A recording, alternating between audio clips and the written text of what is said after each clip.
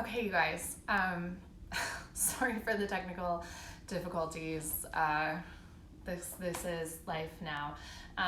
But I did still want to offer you just some insight into some stuff that you can do while you're at your desk. Just some mobility stuff you can do, just ways to keep the body active, lubricated, healthy as we spend a lot of time working from home. I think I'm gonna do a bit of a series on this, so we'll do some maybe chair yoga stuff.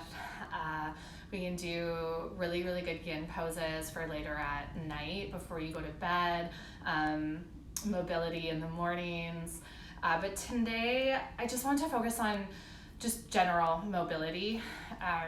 The reason that we get really, really stiff, especially those of us that work corporate, that are sitting a lot, even when we are in jobs that we are standing a lot, or even if we are walking around, it's posture. If we're in the same shape all the time, our muscles just start to get stuck there. So think about mobility as motion for your body, okay? So we're gonna start from the ground up. So these are things you can do in between when you're working. You could do this in the morning to just wake your body up. Lots and lots of different exercises. So we're gonna start with the feet.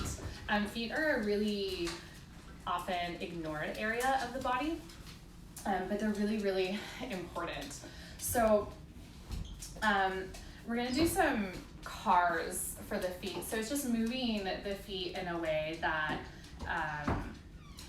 essentially you're not moving the whole leg, because what we tend to do when we're isolating or trying to isolate is we don't actually isolate the ankle itself, that we end up actually moving the shin bones and sometimes even the femur. Okay, so I'm trying to think how I do this to cross it.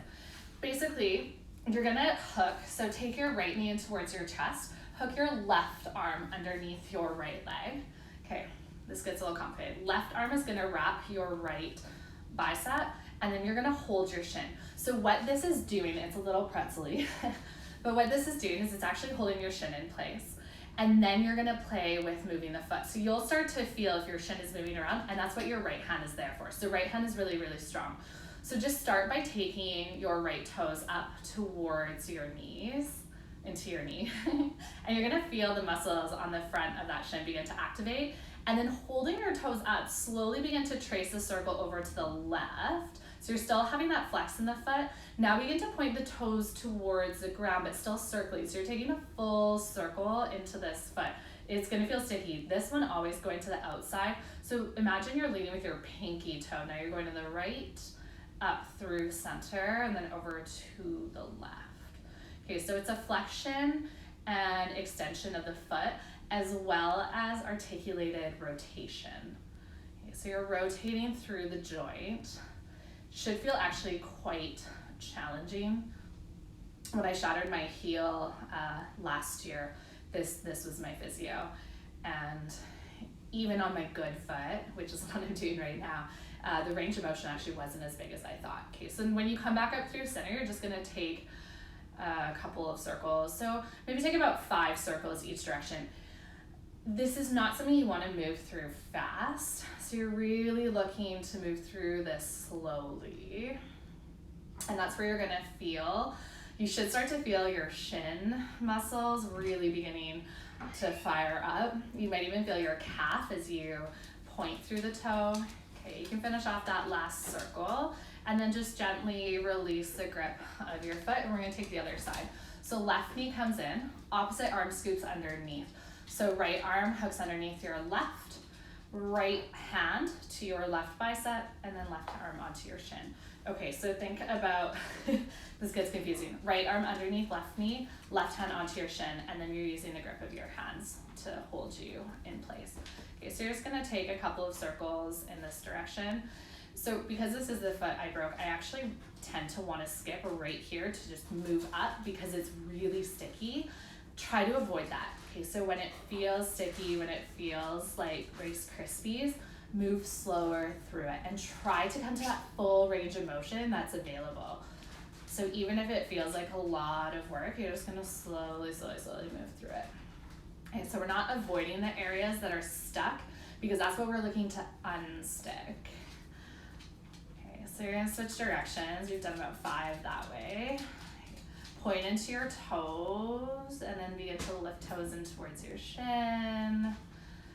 Okay, let's take 2 more. Okay, and then when you come back up through center, you can gently release the grip of that.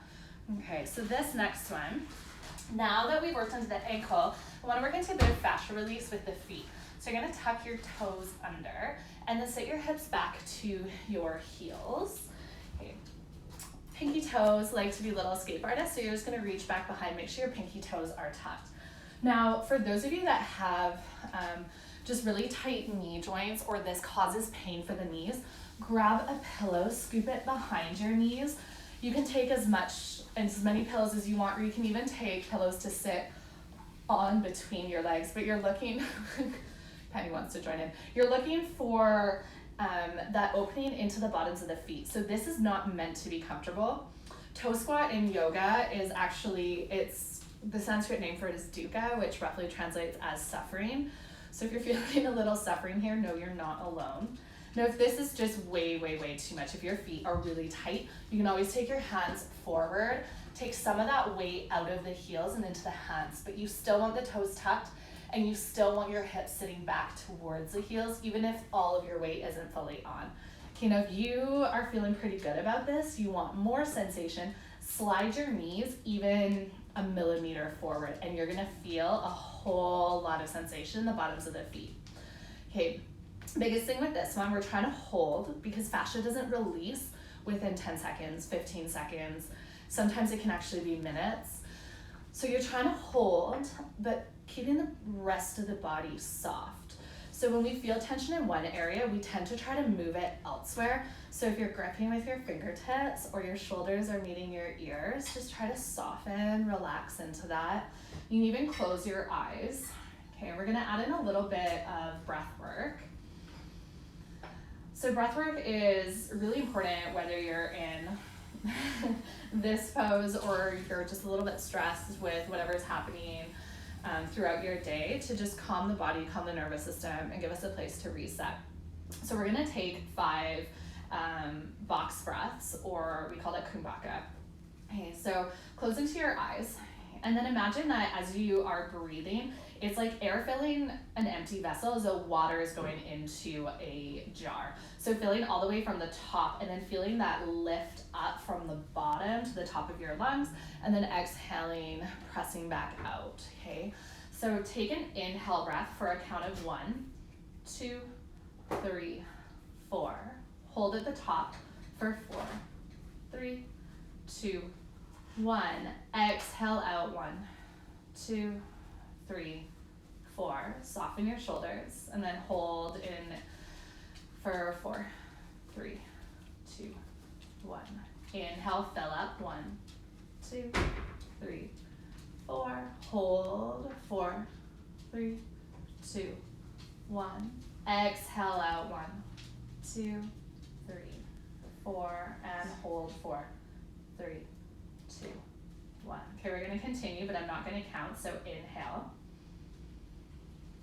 Hold at the top, but soften into your shoulders and your face. And then exhale out and feel your body just sink down despite whatever you're feeling in the feet. I know we've been here for a bit. Okay, pause in emptiness. Do 2 more breaths. Inhale through your nose. Feel some lightness through the chest and body. Hold. Exhale out through your mouth. Let that go. Okay, you guys, we only have 1 more breath. Let's take another deep, giant inhale breath. Fill all the way up. Hold at the top and know that you're okay despite the sensation, despite any tension, and then just drop that with your exhale. And hold. All right, this is the best part. Walk your hands forward. Gently untuck your toes. Okay, they're gonna feel really sticky. That was a long hold. Okay, You can keep the pillow there if you'd like, you don't have to. And then you're just gonna gently begin to sit your hips back onto your heels. You know, some of you are gonna feel this already here. If this bothers your knees, you're gonna take the pillow or sit up onto something. If you wanna get deeper into the tops of ankles, walk your hands back. You can even play with floating your knees. Just make sure that there's never any pain or tension in the knees. You should feel the sensation switching from the bottoms of your feet now to the tops. You may just lean a little bit further, maybe lift the knees higher, or you just allow yourself to simply land and breathe and not try to hold yourself up. Okay, so that should have released a little bit of tension. Now we're gonna go into some lengthening of the backs of the legs. So begin to slide your hands forward. Meet into a tabletop so that you're always stacking your bones. And this is a really good reminder, whether you're in yoga, you're doing squats, you're in any sort of, push-up, plank, stack your bones. Shoulders over your wrists, hips over top of your knees. Okay, tuck your right toes under, slide your right toes back, and press through the heel. So you're gonna get that length through the back of your right leg.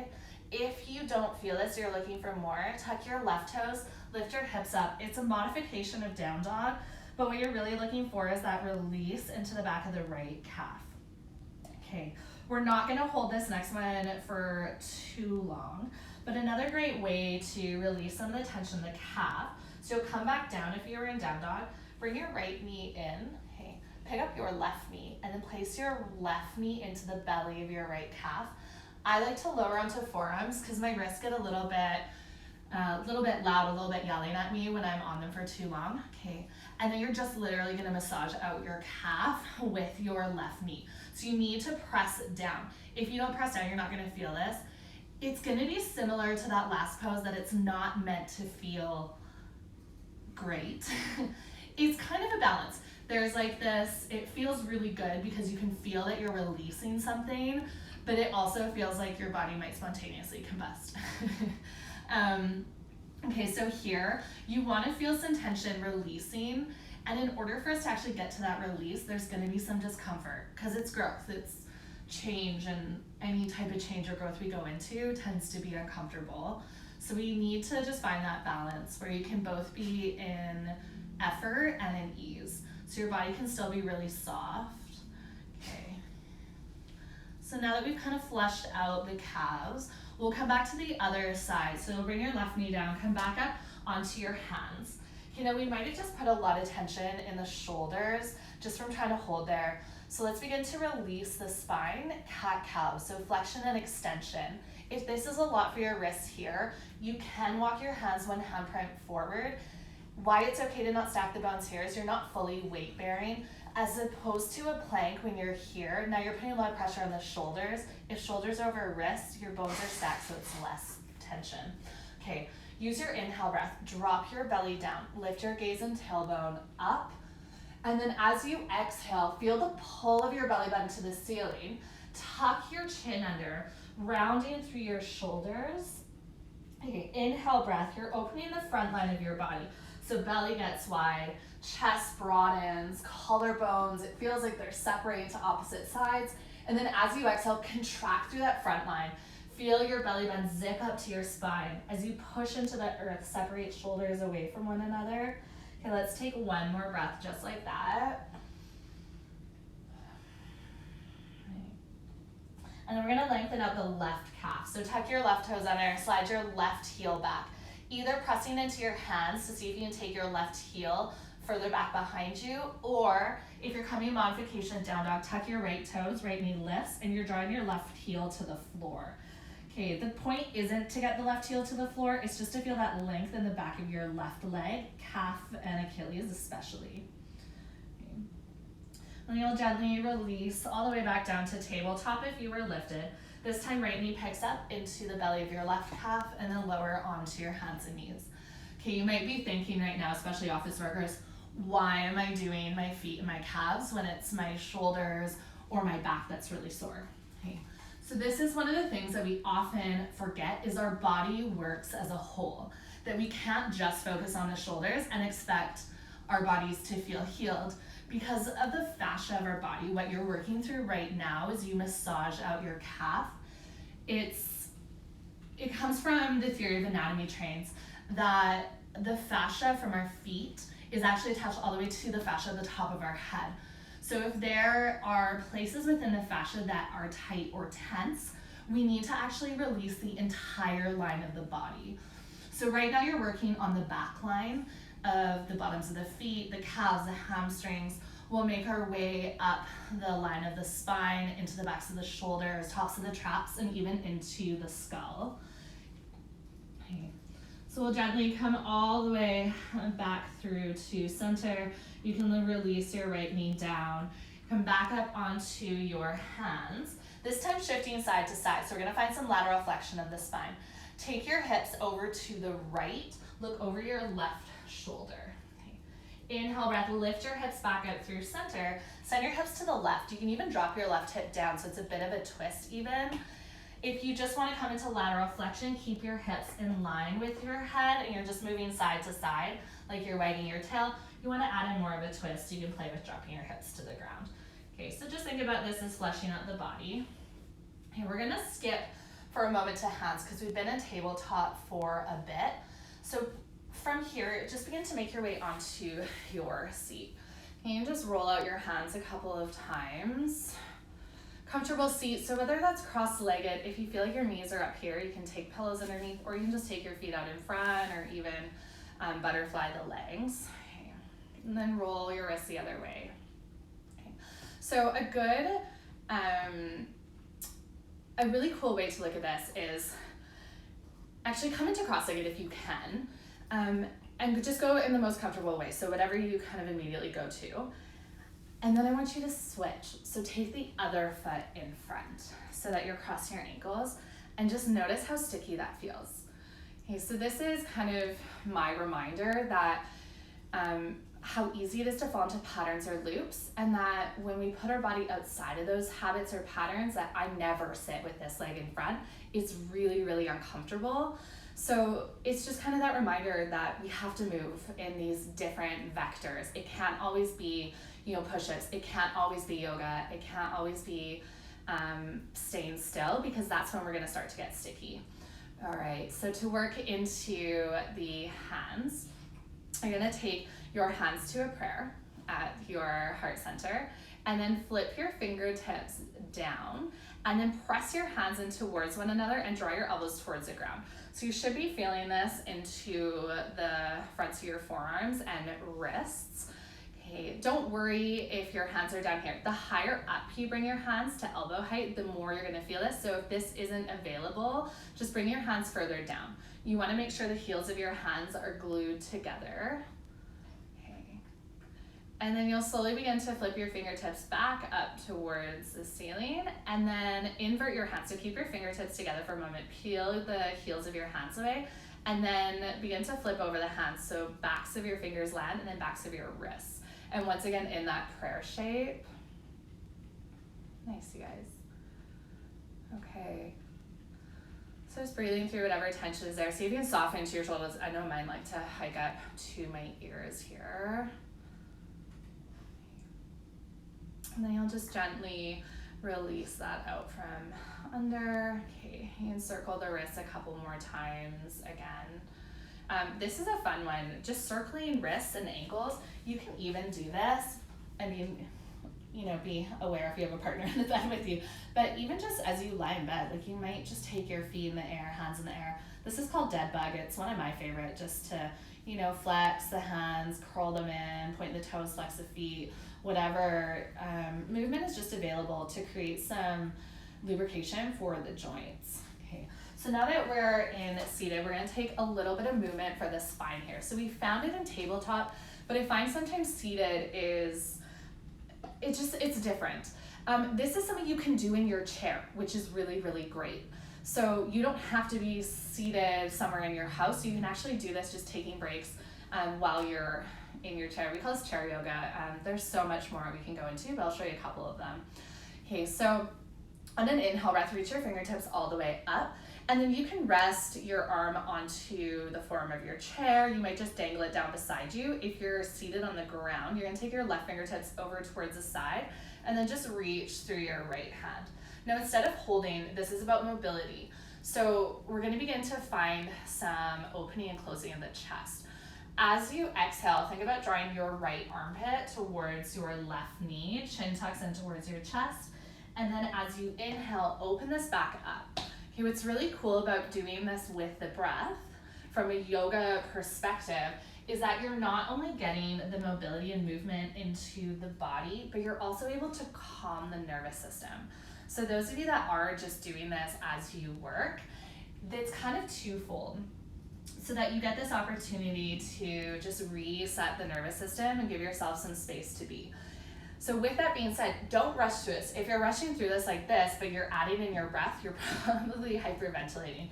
So really take that full inhale breath to open up, and then full exhale breath to twist. Okay. This time as you open up, take both fingers up to the ceiling, and then you're gonna find the other side. So right hand drops down beside you, left fingertips over. You notice if your left hip bone is trying to lift out, you wanna root it back down. So the length isn't just through the side body, but it goes all the way into the hips. And then once again, just start to explore some movement. So it's a folding of the spine and then an opening of the spine. Okay. Remember to bring your head into this. So you're tucking your chin into chest, lengthening through the back of the neck. And then you're opening up, gaze towards the ceiling. Okay, you're just gonna take a couple more, just like that. Feel the lengthening across the front of your chest and the inner line of your arm, and then notice how as you fold, that now goes across your shoulders. So those are the two lines of your body, or some of the lines. Your front line and then your back line is what you're getting as you close. Okay. Next time you come all the way back up, we'll gently take the hands all the way down. Okay, roll out your shoulders once, twice, and then move in the opposite direction. This one always feels a little bit sticky. You can start to feel mine just crackle and pop the whole way. So I probably need a few more of these. Okay, we're gonna do one more thing with seated, especially in a chair. So if you're in an office chair, postural tip as well, you wanna make sure the knees are knees really in line with your hips. So it's kind of that idea of stacking your bones so that your hip flexors aren't being pulled. Knees could even be a little bit lower, but you never want your knees above your hips, because what's happening is you're actually contracting into the muscles that connect to your hip flexors. So they're gonna get really, really, really tight. Okay, so for the head, neck, shoulders, if you're on a chair, you can wrap your hand underneath the bottom of the chair and then pull up, bending into the elbow so the shoulder is down. Or you can also do this in seated or in a chair, where you just take your right hand underneath your bum cheek so that your hand is rooted down, which also means your shoulder is going to be rooted down. As you inhale, think about lifting from your belly button up towards the crown of your head, and you're just going to gently pour your left ear over to your left shoulder. So you should be getting some nice length through the right side of your neck into your SCM. So the muscle that connects your sternum, your clavicle, and your mastoid. So it's quite a big muscle running up into your head. This is going to be both, I believe, the lateral line of the body and the front line. Don't quote me on that. But it's a big one, and it also is really connected to where our traps are, to so many other really problem areas. You know, you can also kind of massage into this. Be really mindful you're not cranking the neck. You can begin to turn your nose down towards your armpit, and then you can play with turning your nose up to the ceiling. So it's almost like you're getting a massage for these muscles as you move. Okay. So I'm just gonna take just another couple rounds of movement. You can do this, 30 seconds is usually pretty good. 30 to 60 seconds, I would say. But obviously, if it's starting to feel a little bit uncomfortable, to the point where you really, really don't want to be in it, just come out.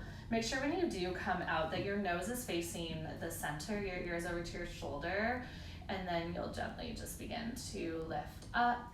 Okay, you can lift up your right hip, and then you'll just move to the other side. Okay. So left ear or right ear will pour to left shoulder. You're now lengthening through the left side of your neck. I really like to close my eyes in this shape and then just begin to move through it. So you're not worried about what it looks like. You're not worried about depth.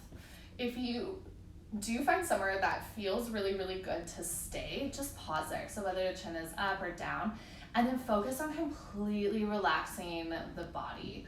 So if you're struggling to relax the body, just take a really giant big breath in and almost sigh out the exhale. So like you can just kind of drop your body and then try to stay in that shape. Now that's not to say that when we're doing this, we're rounding, curling the spine, because that's actually what we're trying not to do. So the spine is gonna stay straight, but if we stack shoulders over hips, we actually don't need to use too many muscles of the back body to hold us up.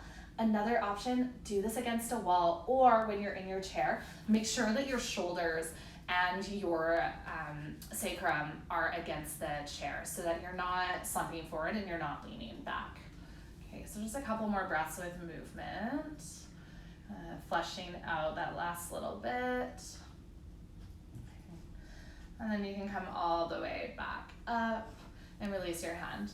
Okay, roll your shoulders once or twice just to release any tension that might have lingered there. I'll show you one more neck one. We're not going to hold into it, but something you can explore on your own. Similar idea. So you're going to pour your left ear over to your left shoulder, and then you pick up your right hand, like you're pushing into a wall, and just begin to straighten out the arm from the shoulder. So I have to stop actually here. I can't fully straighten out my arm, but you feel really deep sensation through the line of the shoulder, the arm, and into the traps and the SCM. Okay, now some of you might need to drop the arm lower. This is going to change. So the lower that you drop the arm, I find that this goes more into the SCM, less into the traps. The higher that you lift up, I start to feel it more into the deltoid and the shoulder. So you can kind of play with where you want the arm, and then you'll just pause there for about 30 seconds, maybe a minute. Okay. This one, when you come out of, it can feel really nice when you bring the hand, bend the elbow back in, hand onto your thigh. Take your left hand to your left cheek. So you're not contracting these muscles to lift up unilaterally. You're using your hand to actually guide your face up so that the muscles you just stretched don't have to immediately contract. Here, we're just gonna do the other side really quickly. Maybe not necessarily holding for that full 30 seconds, but just starting to play with where do you need that hand to land. Fully relaxing into especially this left shoulder, so we're not hiking it up to the ear. And close into your eyes or just whatever's comfortable. And then again, when you come out of this, your left elbow will bend, left hand back onto your thigh, and then right hand picks up your cheek. Okay, so we've done the feet. So the reason for the feet, I wanted to explain this to you guys. So essentially fascia, it's almost like a spider web. I always like to think of it as fishnets for the muscles. We got really sexy muscles over here. So it's like this spider web system of the body. Okay, and I'm putting on my shirt so I can kind of show you this. Basically, if you think of this shirt as your fascia, so when our fascia is really, really healthy, it's not gonna have any tension or any pulling. So shirt is loose, it's just gently covering my body. Now imagine that one area of my body I'm not moving, so it's getting really tense. It's gonna start to ball up that fascia because it's not getting flushed out. So essentially, if this is the area that's tense, now imagine it's pulling. Now notice what's happening to the rest of my shirt. So this is why, if our hips are tight, look at where it's pulling from, the shoulder. So we're not just gonna feel it in the hips if the hips are tight. We have to do the shoulders, we have to do the neck. This is why we really have to pay attention to the whole body. If we just do our neck, the problem might actually be in the low back, and we have to really work our entire way up. So that's why we're kind of starting with the feet, because feet are the foundation of our posture. And if you're sitting all the time, you're probably not walking around. You might not be walking for your daily lunch, you're not walking between offices, you're not doing stairs as much. So the fascia of the feet are starting to ball up, and now they're pulling too. So really, really important just to move. I like to move bottom up, but you can move anyway. Just make sure you get all of the major joints. Okay, hips. There's a couple ways you can do this. You can do hip circles from your tabletop. So where we were earlier, where you pick up your right knee. Now the biggest thing to remember with tabletop is, I don't know if you can see over penny, there we go. Okay, when we do this, before you even start to move your legs, is you need a strong core. Because this is an isolation, you just want your right thigh bone, the femur, circling the hip socket. So the hip socket is a ball and socket. So if this is a socket, this is your femur going in, you're just rotating the femur, that the hip itself isn't moving, nothing else is shifting. So for that to happen, the core has to be really strong, and then your left hip has to be really strong.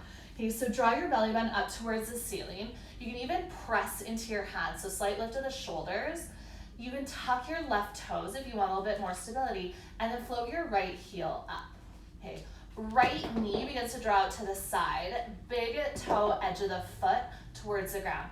Take your right knee in towards your chest, and then send your right knee back behind you, and then lift through the heel, which means you're squeezing the glute. Okay, so you can take a couple rounds in that. Another thing to watch out for here, as you go through these circles, we take our right knee out to the side, we tend to take the left hip out as well. So really squeeze, feel like you're scooping that left hip into the body to keep your left hip over top of the knee. So notice how it's just my right leg that's moving. Okay, if you've done a bunch of circles on that side, just switch to the other side. I'm gonna talk you through the other one that you can do from standing. This one's a little bit more challenging, so you can always find something to hold onto. Right hand comes onto your right hip, and then you're gonna pick up the knee to hip height. If you wanted to try this out, you're welcome to. Okay, you're gonna begin to send your right knee out to the side. So like you're stepping onto the block to the right side of you. Now this is the fun part. Drop your right knee down to the ground as the pinky edge of your right heel lifts up to the ceiling. So essentially you're gonna begin to rotate. Okay, this is where we start to notice the other hip dropping and this hip lifting. So you actually want to keep everything else square, just as you were in tabletop. Okay, and then scoop your knee behind you. Now your heel is lifting back behind you. This is great to activate the hamstrings. I had a huge sway in my low back, so I'm still working on that. So you want to play with keeping, whew, that's a lot. You want to play with keeping core in, pulling your hip bones up towards your ribs. Okay, and then you're gonna draw your knee back up. Okay, pulling out to the side, drop the knee down, heel. So it's just a little bit different articulation of the joint. Ooh, I'm gonna need to do my left side. So this one's a little bit more challenging, but also is just a really great way to play with strengthening the hips. So it seems weird when the hips are already really tight that we're strengthening them, but we're not strengthening the big muscles. When hips are tight, it's typically the big muscles that are already quite strong that we're re-strengthening. Here, we're actually strengthening the little ones. So those stabilizers, those internal rotators, those external rotators, the tiny muscles that are actually quite a few layers deep of the body. Okay, so we've done feet, we've done a little bit of fascia release, we've done hips and neck and hands, and we've done a little bit of the spine. So we've done some mobility. One of the big ones I wanted to introduce you to is actually shoulders. So shoulders have a lot of mobility, similar to the hips, because they're a ball and socket joint. But these ones tend to be hips and shoulders tend to be the ones that we really lose the mobility in. And for me, shoulders cause me a lot of neck pain. So one of the ways that we can do it, similar to the hips, is actually articulating through the rotation of the shoulders. So if you take your hand out in front of you, palm faces in towards the body and thumb points up. So you're just going to begin to draw your hand up towards the ceiling until your bicep comes beside your ear. When we're going through shoulder rotation, so making sure that we're not using anything else, take your left hand onto your belly and onto your rib cage, okay? So as I do this, you want to make sure you're not flaring out the ribs to take the shoulder back, that your belly button is drawing into your spine, and it's actually just the rotation of the shoulder. Okay, then flip your palm to face out like you're waiting for a high five. Okay, and then slowly begin to draw your fingertips back behind you. Now ideally, your arm would stay in one long line, but notice how when I started to do this, I rotated the rib cage. That means I'm not actually rotating through the shoulder, I'm rotating through the spine. So that's okay if as you do this, your arm has to go further out to the side. Okay, you're reaching back behind you. Okay, then once you come back to pointing back behind you, you're gonna flip your thumb down towards the ground, and you're gonna begin to scoop your hand all the way down beside you and lift up. So you're just gonna play with a couple of these. Palm faces out when you come up. Once you reach back behind you, you begin to turn the thumb down, palm facing in. So you're just working into the shoulders without twisting the body. We see this a lot, and you can add this into yoga classes when you're in lunges, of adding in this opening of the shoulders, but just making sure that you're really opening, it's the humerus, the upper arm bone, moving the shoulder socket, and not the entire rib cage moving. Okay, so you can try that with the other arm. Again, take your right hand onto your belly. The biggest one you're gonna notice is that you rotate when you're trying to reach back. So try not to rotate the spine at all. Keep your heart forward, and then just reach back, even if that's more out to an angle. Okay, the nice thing with this is you're lengthening the inner line of the arm. Okay, you're beginning to reach all the way to the fingertips, so the entire line of fascia of the arm. And then you're getting the outer edge, you're getting some rotation in the shoulders. Okay, this one's actually quite tough. And then I would say also move in both directions. So you can play with your thumb back behind you, lifting up and over. It gets a little bit confusing when you've done it a bit, but just, just rotate through the shoulder. Biggest thing, create shoulder rolls. Another really great way shoulder rolls is hands onto your shoulders and just draw the biggest circles you can with your elbows. So elbows drawn together, they lift up, they spread wide and back. Okay, so that can also be just a nice mobility for the shoulders. Okay, we've done lots of mobility. Let's do just a little bit of things that you can do when you're in your seat. So when you're sitting down, one of my favorites is actually figure 4. So you can imagine this is my office. You're gonna pick up your right knee and cross your right ankle over your left thigh. So your right foot is flexed, right toes are pointing up to the shin. Left foot is firmly planted. Another total sidebar, but those of you that have short legs like me, if your knees are quite far below your hips, it somewhat pulls onto the hip flexors if your feet aren't firmly planted. So it's gonna feel like a lot of strain. So taking pillows, books, blocks, anything so your feet can be firmly planted. Okay, let's come back to figure 4. So you're here. This might be enough, just allowing gravity to gently draw your knee to the ground. You're gonna feel this into your right hip. Biggest thing with this, make sure your foot is flexed, okay, so that you're supporting the knee. When the foot is flexed, it's engaging into the muscles of the front line, which means the knee can't really move side to side. When it's relaxed, the knee is a little bit more susceptible to injury. Okay, you can stay here. I actually really like to fold. So you can take your forearms onto your thighs. Just make sure you're not pushing on the knee itself.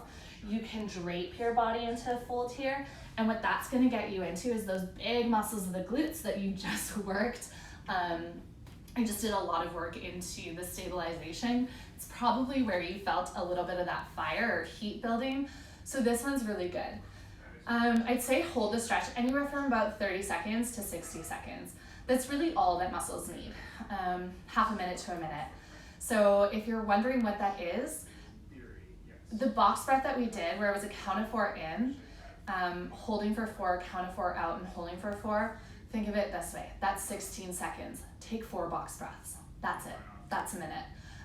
If you don't like the box breath, take 8 breaths that are a count of 4 in and a count of 4 out. Okay. So you'll slowly come back up and you can release the foot down and find the other side. Just kind of balancing that one out. Figure 4 can be done in so many ways in yoga. So if you want to make this a little bit more fun, you can do a standing figure 4, which is a little bit more balanced.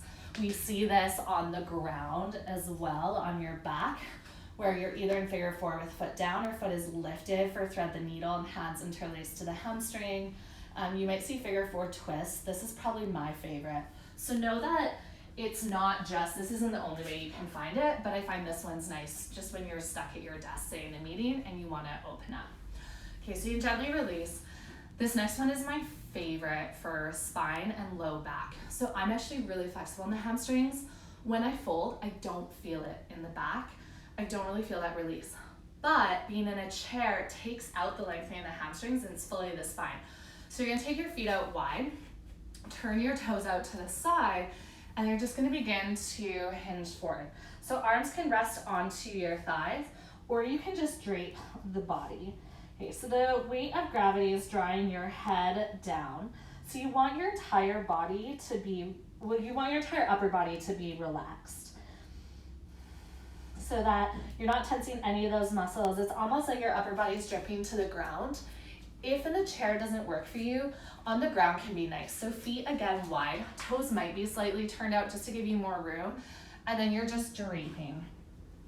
Why I would say the floor is a good option is if folding over your chair tenses into your neck or it doesn't feel good for the neck, especially if you've had neck issues, a block or just, Jenga tower your way so that your forehead has something to rest on. And when you're doing that, you just want to make sure your chin is tucked in towards your chest. And then the biggest thing with these poses is you want to be relaxed. Okay, well, we know how to relax, we breathe. So not breathing really tight, but really being mindful. Count the breath is great, especially if you're newer to breath work.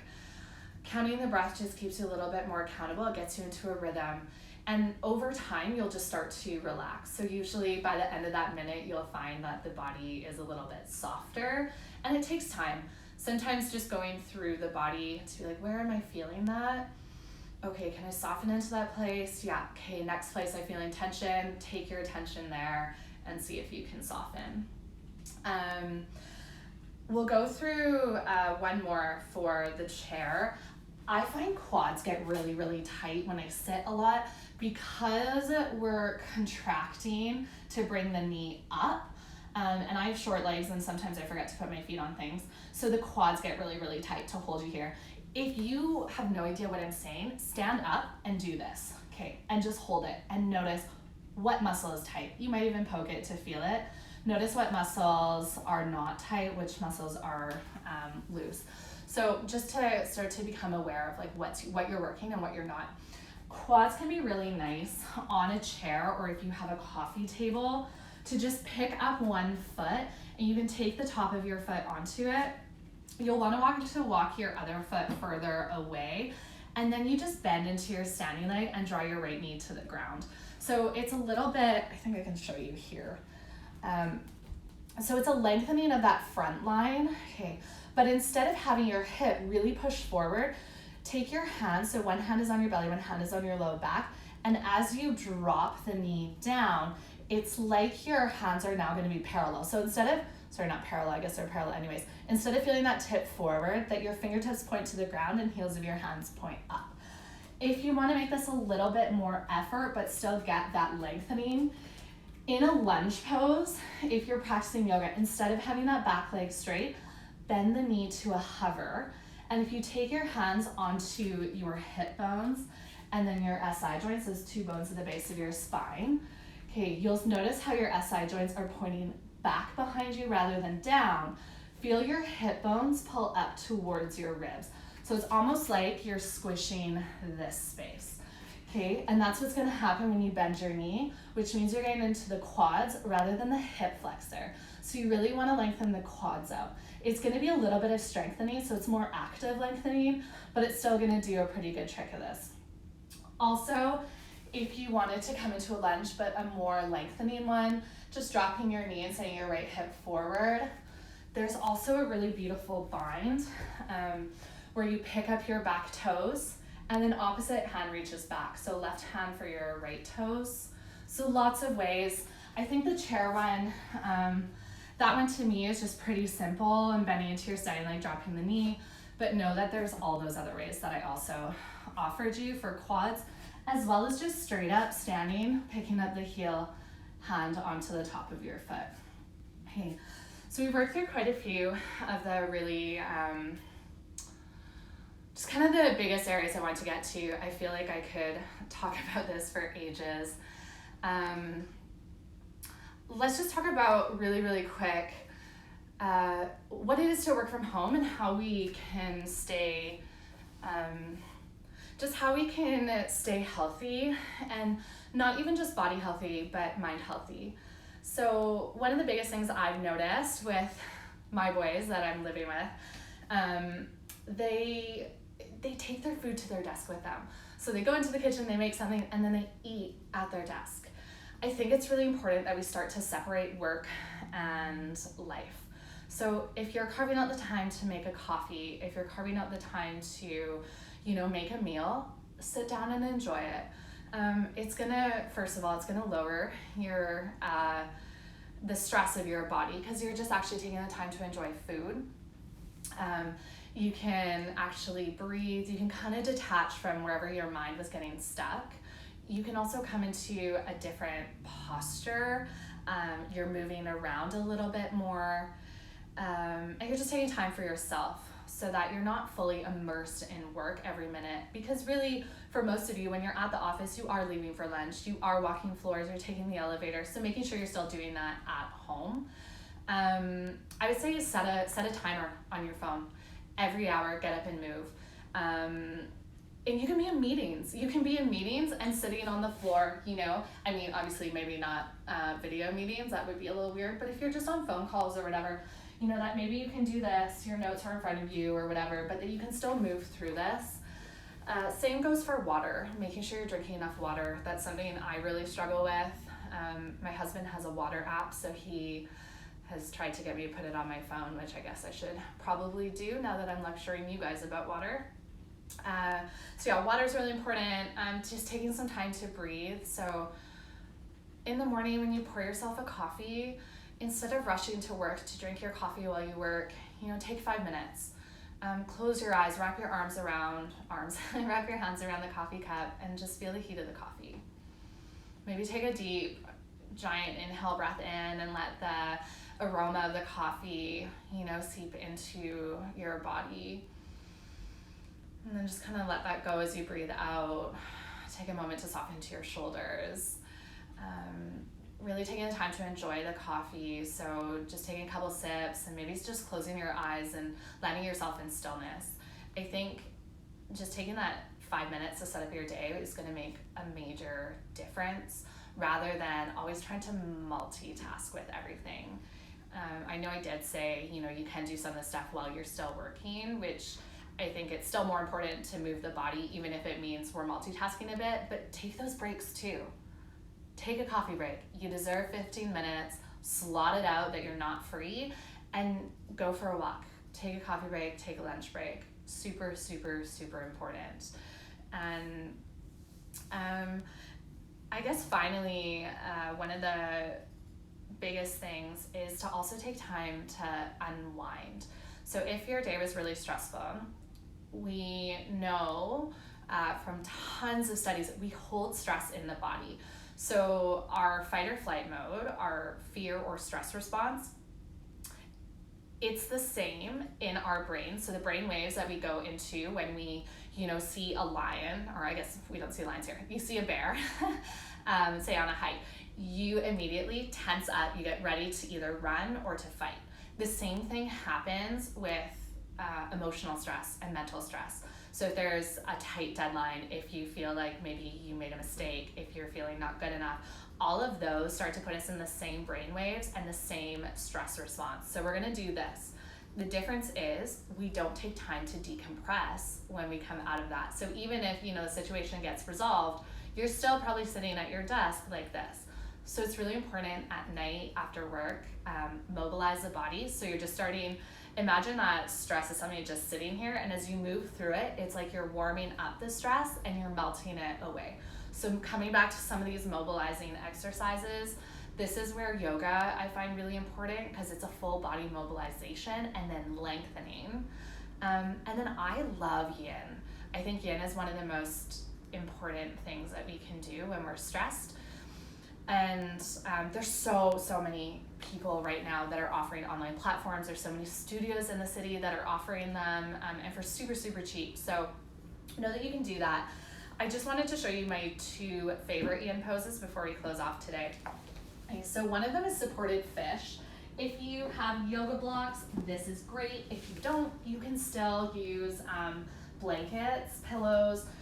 Basically what you're doing is you're opening your chest. So for all of you that are really rounded and you feel tight through the shoulders, probably because the chest is tight. So you want to open this up. So think about the front line of your body as being opposite of the back.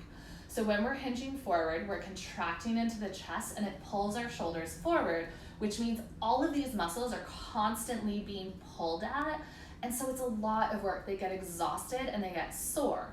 So if we can start to open the chest, it brings us back into that upright posture, and then we can just relax into these muscles. Okay. And to open up the chest, we don't really want to come into this really deep opening for 15 seconds and then leave it, because we'll usually snap back. The idea with yin is we completely relax the body. We use props to hold us up. So it's almost like you've taken an elastic band and you've just wrapped it around a jar and then left it there overnight. That elastic band is going to be a lot looser in the morning than, say, an elastic band that you've stretched for 5 seconds to its max and then let it go. It's just going to go back to where it is. So think of your muscles like that. Okay. You want to lift the heart. So if you are doing blocks, medium level, high level, and you slowly lower yourself so that the block lands across the shoulder blades, and then the second block lands to the base of, or the back of the head. And you want to make sure the blocks are flat on the ground and on your body, so that your blocks aren't tipped like this, because then they'll fall out, and that's, trust me, not a nice experience. Okay, arms come out wide. So notice how that line from my fingertips of my right hand to my left hand is now getting this really juicy opening across the chest. Okay, so you can just stay here, relax into the arms. If you're looking for this with pillows, try to find a bit of a firmer pillow.